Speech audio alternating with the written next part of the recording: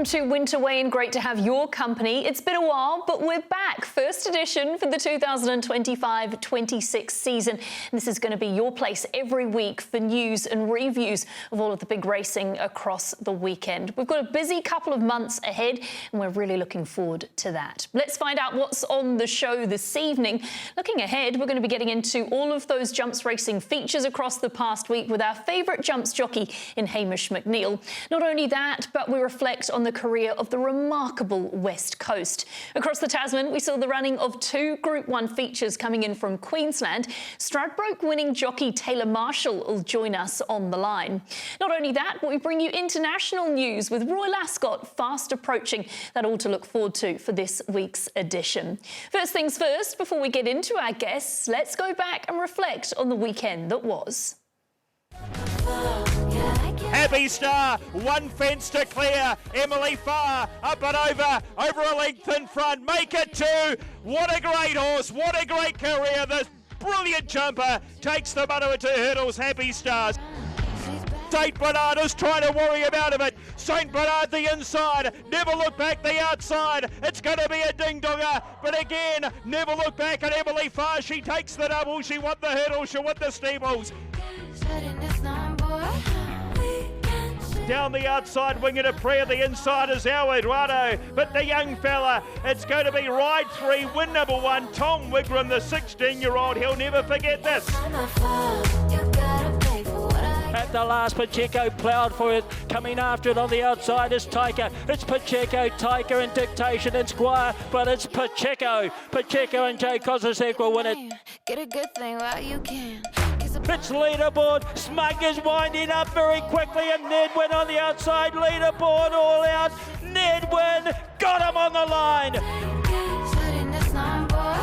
It's TriStar. Jethro Tull, late run, little bit of love. TriStar just in front. Oh, gee, it's close. Down the outside, Teese is storming with Joshua Brown. It's getting close. Teese just in front. Teese will win it.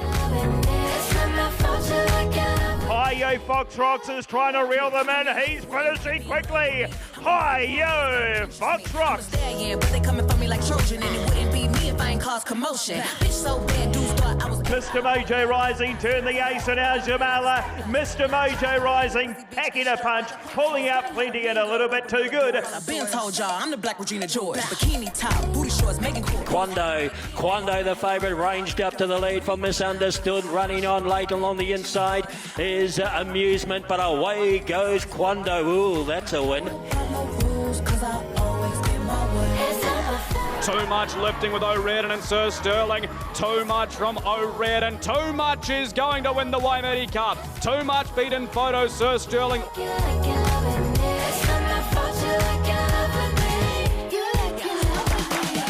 Well, as you can see, a busy weekend across the country with some wonderful jumps racing. Now is our opportunity to welcome in our first guest, our favourite jumps jockey in Hamish McNeil. Hamish, a big hello to you.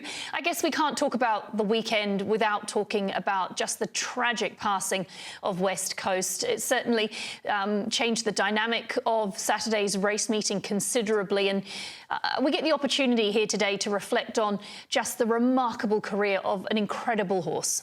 Yeah, look, it definitely put a damper on what was a fantastic day of jumping, and we'll soon touch on those races afterwards. But I mean, yeah, especially with just the way jumps racing is, we're such a fraternity. I mean, obviously, the longevity of these horses, it means everyone gets to have an emotional connection to these animals. But it was definitely a day that a lot of us will look back on with bittersweet memories. It was certainly an absolute marvel of the game. In fact, probably one of the most impressive steeplechasers New Zealand's seen in probably the last 30 odd years, I'd say. And I guess his career is a reflection of that, because when you look back at some of the races he won, the weights he carried, some of those historic, heroic performances, he was truly a warhorse, wasn't he? Oh, an absolute warhorse. I mean, like I was saying to a few people, if you were to have a blueprint of a steeplechaser, it would be West Coast. You know, he had a big shoulder, a big head. He was just dominant with some of his wins as well. I mean, as you're looking at them there, he did the Grand National. He's won the Grand National steeplechase 3 times. He did the Great Northern Grand National double 2 years in a row in 2024 and 2025. He did the Coral Grand National double in 2023, I think it was, and carrying 72 kilos for the last 2 or 3 seasons, I think it was. It was an absolute marvel, and it was a horse that as a nation everyone got behind. So yeah, absolutely tragic. As it's an industry, it definitely gives us the highs to highs, but yeah, that was definitely one of the lows. And I guess for the connections, Mark Olligan, you'd know more than anyone the weight of what happened on Saturday. And when you have a horse like that, it's not the way you want to see them go out. But I guess without jumps racing, we wouldn't have West Coast, would we? Because his career on the flat was nothing to write home about. But for us to be able to witness a horse like that was magic. Yeah, totally. Look, I reached out to Mark and to the owners just after the incident, just to give my condolences, because even like apart from being a jump jockey, just being a racing fan, it was spectacular to watch. And I'm glad that he touched on like his flat career. 'Cause, I mean, 23 starts for 0 wins in the flat. Like not many people would put up with a horse like that. He would have been in the paddock a long time ago. So I think it just to remind people that like they kind of went hand in hand. West Coast might have made jumps racing in New Zealand, but jumps racing in New Zealand certainly made West Coast as well. Yeah, I couldn't have said it better myself, Hamish. Wonderful thoughts around West Coast, and I know that's going to be felt really keenly throughout the industry for the coming months and years as we remember such a remarkable horse. There was some fantastic jumps racing over the past week, and we can now reflect and review some of that. Kick things off, Hamish, with the ITM Manawatu hurdles. Happy Star, obviously successful. Geez, he looks like a really happy horse who's in a groove. Love the way he flew the last here, and well done to Emily Farr too of a big double that day. Yeah, look, he's definitely a horse that's come back with a vengeance. You know, it's been touch and go over the past couple of seasons, just keeping him sound and things like that. But yeah, the way he's given the last, he's seen a very long stride the last and showed him a clean pair of heels, and he's actually won very, very easily in the end. I do think the weights helped him out with a couple of those top weight horses coming out just with the postponement of the meeting. But yeah, you'd have to be worried about him going forward to Wellington if you're his competitors. Yeah, and I think that's the plan. Obviously, they're going to go to Wellington and then head down to the National. I thought it was interesting comments from the Myers team post the race, because obviously last season he was coming back from an injury and he wasn't 100% sound, and they just looked after him. But this year they sort of feel like they've got a horse that they can really train him like a sound horse, and we might see a sort of revitalised Happy Star as such. Yeah, certainly. I mean, with that win, the winter is certainly his oyster, especially on those wetter tracks. I mean, we definitely got a wet track last year for the Grand National, and he was unlucky in that race. Like you say, they hadn't quite been able to train him how they wanted him last year. So look for him to be in the forefront of most big races this season. We talk about the beaten horses. We love picking your brain about horses in that race. And I know Hill of Kings is one that you mentioned to me that could improve. Yeah, definitely, and he's only going to improve with the wetter tracks that come. He only had a couple of high weights run this season. He won a Pakuranga hurdle. Was it Pakuranga hurdle last year? I'm pretty sure, very convincingly last year. And like I say, it was only his first jump run, and he's a young animal, but he definitely looked to see a good few lengths of improvement out of that horse from Harvey and Ann Wilson. Is it worth keeping an eye on those maiden hurdles as well? Because are we going to see sort of a change of some of those emerging through? Yeah, definitely. I think Tutankhamun's, who won the second split of the maidens last week at Wellington, I think he's a horse that I wouldn't be surprised if JJ chucks him in for a nom. And the partnership of JJ and Lemmy Douglas has won a couple of big hurdle races already in the past with Lord Spencer. So don't be surprised if he sneaks in. And again, on a wet track, he's definitely a live chance off that small weight, because he got home very well after the last fence the other day. Let's move on to that ITM, Manawatu ITM steeple. That was won by Never Look Back. And I guess, Hamish, Never Look Back has shown a fair amount of ability over the hurdles. And then for the steeples, seems to have just picked up right where he left off. And obviously, I guess for Emily Farr, a huge double on the day. A big well done to her. Yeah, look, you've got to take your hat off to Emily. She rode very well down there. She put the horses in the right positions where they needed to be, and albeit she may have been on the best horses in the races, but you still have to stay on them and get the job done. Again, I do think the weights help with Nedwin coming out and just going straight up to the Waikato, which again we'll touch on him in a second. But yeah, he's been a very dominant animal over hurdles. I think he's won 4 over hurdles with a couple of feature races. He won the Hawke's Bay hurdle last year. That horse definitely better on a better track, which you do get in the middle at Wellington there before you hit the course proper. So yeah, look, I think he'll probably, if he does back up in the Wellington, he could be a chance, but he just doesn't. He's a bit fierce in his running, so he'd have to settle a little bit more to go that 4-9. Yeah, and obviously special for Gail Temperton, who recently lost her partner. So condolences to her in that difficult time. Hamish, you had a number of seconds across the past week, and St Bernard was one of those. Sorry to bring it up, but what did you make of that run? Yeah, look, he's a bit of a marvel, that horse. When I've always said, when he finally puts it all together, he will get one. He's been very unlucky in his steeplechase starts. Had 4 starts for 3 seconds, and they've come behind Billy Boy, Run Jackal Run, and now Never Look Back. And then we had an unfortunate, we got brought down at Woodville. Once he puts it all together, hopefully it'll be very hard to beat. Let's take you up to the Waikato, where we had the Waikato hurdle. Pacheco obviously successful in this. Seems like a really quirky type of horse, but he'd been running some lovely races on the flat, including in that Rotorua Cup, Hamish, and great to see him deliver over the hurdles. Yeah, definitely. Look, he was very dominant with his 2 wins 2.5 seasons ago when he first came onto the scene jumping, and he had a slight injury and he was out for a year, and Sean and Ellen were very patient with him, just gave him a year on the flat last year, and I think he was barely out of the money last year before he even came back jumping.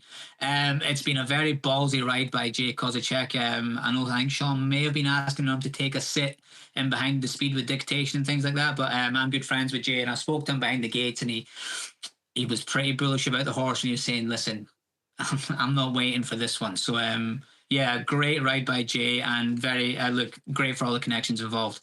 You mentioned Jay, and I guess we don't know a huge amount about Jay. Obviously, he's been in New Zealand previously, but give us a little bit of insight into him. He's a great addition to the jockey ranks.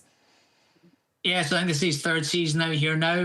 He actually moved out. He's planned on moving out this year he's got a young family, him, his partner, Lily, and their young boy, Harvey. So I think they plan on staying out here for another couple of years, which is going to do nothing but strengthen our riding ranks. As you can see, he's a very accomplished jockey.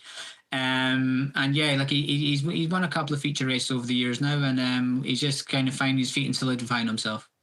Mention Pacheco being quirky, and obviously we heard post-race Sean Phelan sort of saying we can't take him on the float very far, so we're not going to be travelling him, but he really is unique in that respect, isn't he? He doesn't travel well, and therefore sort of Te Aroha or Waikato, Te Rapa are sort of the options in terms of racing him. Is that correct? Yeah, I'd say so. I mean, I rode him his first start when he won at Te Rapa, and he'd probably be the only horse that gets loaded with a blindfold as well. He's definitely a quirky animal, but they always say those good ones have always got a couple of screws loose or something. But I do think he'll be looking to either step out in a maiden chase somewhere, either Te Rapa or Te Aroha over the next couple of weeks, and then potentially just getting put away till the end of the season and waiting for that great New Zealand hurdle. Yeah, that seems to be the plan. The great New Zealand hurdle over the 4,200 metres at the conclusion of that jumping season in September, I should say. Let's get to that Waikato steeple. Obviously, this Hamish was marred by the loss of West Coast, but Ned Wynn, another wonderful galloper, getting up to score and just getting the nostril down. I'm sure where you didn't want. You finished a very close second aboard leaderboard. Yeah, look, you have to hand it to Paul Nelson and the team, and Karina McDougall there down at Ayr Hill. They've managed to get this horse back up into some great form, and to come out and win a Waikato in his first start of jump season has been, I mean, it was bittersweet for me. It was very painful for me actually seeing that head come past me. But you got your hats off to them, and great ride by Matt. Yeah, it sure was. And you mentioned your ride and leaderboard there. We can see in the Fortuna colours. And obviously that was a last run for leaderboard, wasn't it? And I know you mentioned to me, privileged to be on him for that last outing. Another just remarkable horse across an 83 start career. Yeah, listen, look, he's a millionaire in his own right. The horse, I think he's won $1.1 million and $3,000 or something like that. He's taken out a Wellington Cup, a St Ledger. He's been placed in a Thackeray, placed in an Australian steeplechase, and then obviously won the Australian Grand National last year. So it was I was very privileged to get the phone call to ride the horse, and a big thank you to the Fortuna Syndicate run by Mr. Galvin. Look, the horse was foot perfect for me with that unfortunate incident with West Coast falling at the fourth last. It just kind of left me a bit. I was probably in front a bit longer than I would have liked to, and he's just been uncharacteristically careful at the last, which again, in hindsight, I can't fault him for, because he's brought me around safely, and he's retired a safe and sound, happy horse. So at the end of the day, I guess that's all that really matters, isn't it? Yeah, it sure is, especially after the weekend. Obviously, an update on Josh Parker as well, who was aboard West Coast, a suspected or a confirmed broken collarbone, I should say, as a result of that fall. And for Ned Wynn, well, there was a 16th win in a 51-start career and $500,000 in prize money. He's a pretty lovely horse to have in the stables too, isn't he? Yeah, look, I was very fortunate to win a Pakuranga steeplechase on him last year, and then we had that unfortunate event in the Great New Zealand steeplechase when we fell 3 from home, probably looking like the winner, even if I do say so myself. But again, he's probably a horse that, along with the Cossack and probably West Coast, the prize money doesn't do them justice. I mean, these horses should be up around those marks of what leaderboard and that were. An absolute marvel of an animal. Again, he's getting towards the end of his career, but he's still showing us how tough these old boys actually are. Yeah, and Hamish, thank you so much for your time. It's great to have you back on Winter Weigh, and we'll be looking forward to your reviews of the jumping action across the next couple of months. In the meantime, ride safe. We look forward to catching up with you soon. Perfect. Thanks very much. Great to be back. Yeah, awesome to catch up with Hamish McNeil, and he'll be an integral part of Winter Weigh-In over the coming months as we really focus in on jumps racing. We get you off to a break for the first part of Winter Weigh-In, and we leave you with a reflection on the career of the mighty West Coast. There he is, West Coast, looking to make it 3 in a row. And we are now ready for the 149th Grand National Steeplechase. West Coast comes to the last. Old Jock a length away. It's West Coast jumping his way clear. He's 2 lengths away, and he's going to race his way into jumping folklore. 3 Grand National steeplechases for the immortal West Coast. This is a great race, and this is a great horse. He's an absolute superstar. And I can't stop. Go. West Coast, captain's run on the outside. They come to the last of 32. He's first over West Coast. He's a length clear from captain's run. Old Jock Renegade Fighter. West Coast with 100 metres to go. 3-time Grand National Steeplechase winner, and now a dual Great Northern Steeplechase winner. He is the best of all time, I reckon. West Coast, if he's not at the head of the table, he's right there giving orders to the waiter. Yeah, and he really showed what he's made of out there today. Oh, what a wonderful, wonderful animal he is. What a champion he is. To the last, at it now, Whiskey Tango measured it beautifully. West Coast 4 lengths away, then Chikama Crystal. It's still over on the inside. In front, Whiskey Tango, West Coast. He's lifting under his 72 kilos. Get up, champ. He's done it. West Coast, brilliant return to the steeplechasing caper. He is one of the best we've ever seen. What can you say about him? Words defy this horse. What a horse.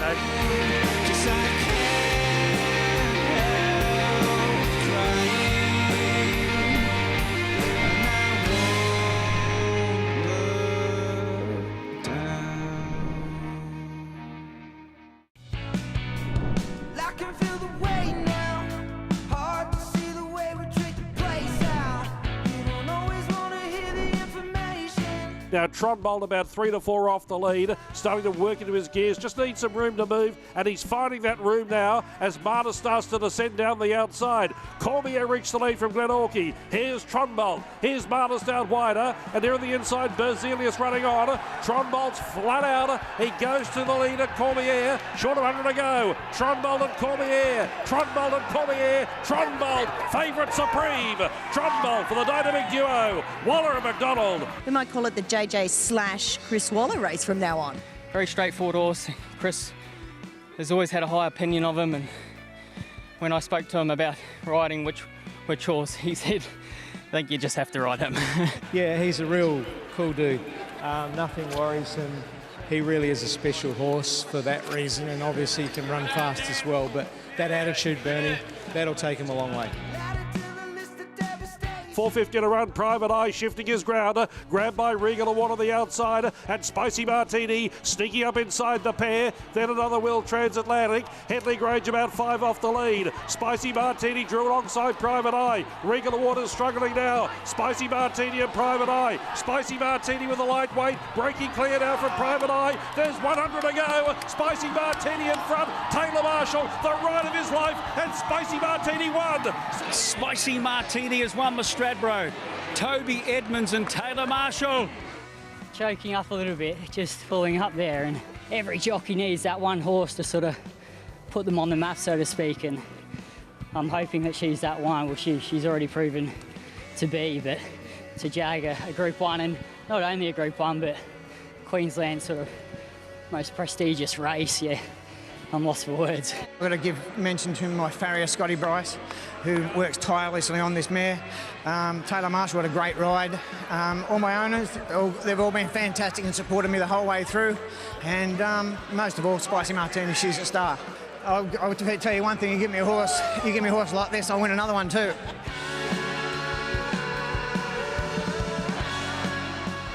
Dual Group 1 racing coming in from across the Tasman at Eagle Farm, and it was the Stradbroke won by Spicy Martini, and of course that trackside New Zealand JJ Atkins taken out by Tron Bolt. We welcome into the show Taylor Marshall, winning jockey aboard Spicy Martini in the Stradbroke. Taylor, a very good welcome in to you, and obviously we've had a couple of days to reflect on what was a remarkable weekend. Were there a few Spicy Martinis in the celebration on Saturday night? Yeah, thank you. I'd be lying to say there wasn't. The trophy, the trophy cup itself got a good working out on Saturday night. But yeah, celebrations were great. It was quite an intimate setting. Just my manager, my partner, myself went for a dinner together, and to be honest, I'm still soaking it all up, the unfoldings of Saturday. As you should. A first Group 1 victory, obviously, for yourself. And just when we were sort of reflecting on that replay there as we welcomed you in, obviously, what were you thinking in the closing stages? Because you had a clear Eagle Farm straight in front of you to really let her down to her best. Talk me through your run and sort of what you were thinking in running. Yeah, it's an interesting question because I remember it quite vividly, sort of at the 400-metre mark. I noticed Private Eye, Nash set a fluid tempo in the race, and top of the straight, I was confident that I had Private Eye and that leading pair covered. I didn't want to sort of expose her and press the button too early. So that was what was going through my head. As far as in running goes, I thought if she can step clean my mare and posse up where she did in running, that was half the job ticked off already. When she began as well as she did, I was confident we were going to get the run we needed. And gee, she was strong through the line. She's only lightly raced, isn't she? 12 starts, and she's picked up a Group 1 already, and an $8,000 purchase online by Toby Edmonds. Tell us a little bit about her behind the scenes. Obviously, with you going into Ray Gallop's aboard her, you've known her for a little while. Yeah, I have. I actually won her first ever start in a race, and just the natural unfolding of it. We sort of had a period of time where I wasn't on top of her, but then this preparation got back aboard. She's such a placid, kind-natured horse. Wasn't always the case. Early days she was quite,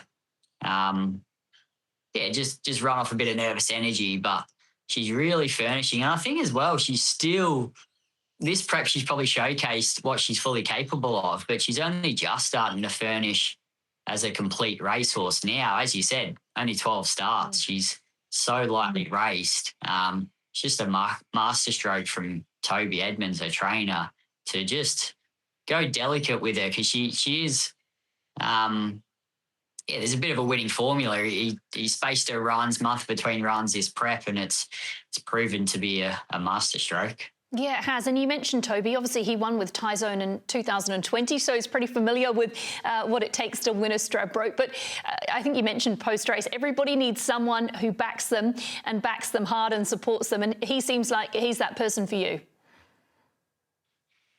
Most definitely. I am so grateful to Toby. That was my maiden Group 1. And without that tag to my name, I had full faith and belief in my ability, but there's external factors like trainer support that every jockey needs. And for him to be that to me, I owe him a lot for that. And just so grateful that once given the opportunity to be able to capitalise on it and showcase what I'm capable of, it's hopefully a catapult career-wise that I've needed. We can't talk about your Group 1 success without talking about your family and your father who passed away in 2018. Now you've sort of sat with what you've achieved on Saturday. How proud would he be of you? Yeah, I think he'd be incredibly proud. I remember, it's interesting, even in reflection, listening to his advice, maybe at the time I was a bit young and just not quite ready to absorb what he shared with me back then. But in reflection now, just with experience and maturity, I'm able to still learn from him today. So, yeah, it gives me goosebumps to think what he'd be feeling right about now. But to carry the Marshall name in this way, it fills me with complete pride. What do you think he would have been saying as you turned in and you were looking like a very live chance at the 400-metre mark at the top of the straight there at Eagle Farm? I know exactly what he'd be saying. He'd be saying patient, because he rode for Bart Cummings and just Bart's training style, and he never wanted them ridden sort of up on speed. It was always the patient, conservative, time you run style pattern. And Dad drummed that into me, instilled just to be patient, and top of the straight, that was what was playing through my head. Dad just saying, just bide your time, and I think it served me well. I think it served you very well. Taylor, I really hope this is the start of some really big momentum for you off this maiden Group 1 success. Thank you so much for joining us here in New Zealand this morning, and enjoy the rest of the celebrations and getting that maiden Group 1 victory. Thank you very much. Appreciate it.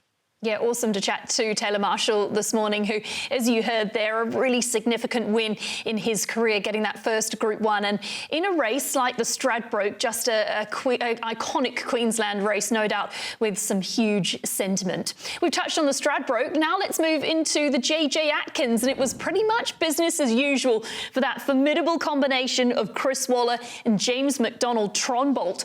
We heard post-race about this horse. Just looks so straightforward, so laid back, a cool head on his shoulders, and that's what you need. A 2-year-old obviously contesting that mile feature, and his previous runs, best of those, has been on good ground, but went well on that tough going there on Saturday, and looks to have a bright future with that very good, relaxed attitude. Of the beaten horses, well, Tommy Berry aboard Basilius, testing track at the mile, just found him out, and Mark Zara had every chance with his mount, and he suggested maybe 7 furlongs the limit for his ride. But all honours with that Chris Waller and James McDonald combination.